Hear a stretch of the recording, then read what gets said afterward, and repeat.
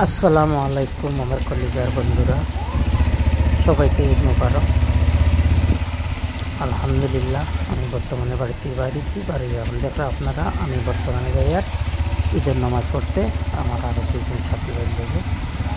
যাই হোক, দেখাইমু আপনারা আমরা ঈদগার ভিডিওগুলো দেখবা। ভিডিও আশা করি আপনারা সব ভালো লাগবে।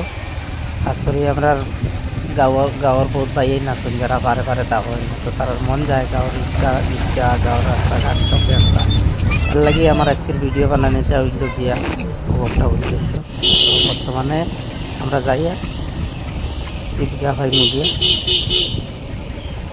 উল্টা আটস কি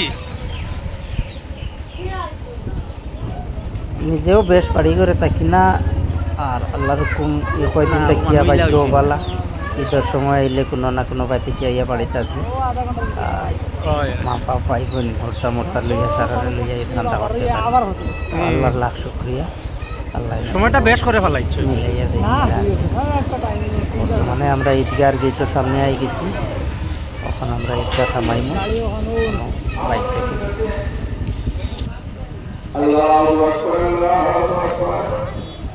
আমরা ঈদগাহ আস্তে আস্তে আইয়া মানুষ জমা হইতরা দেখতে পারবো আপনারা।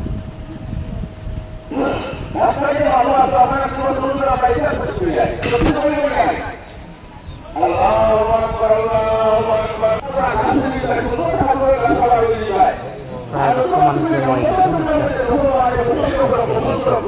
সময় এখনো বাকি আছে। আস্তে আস্তে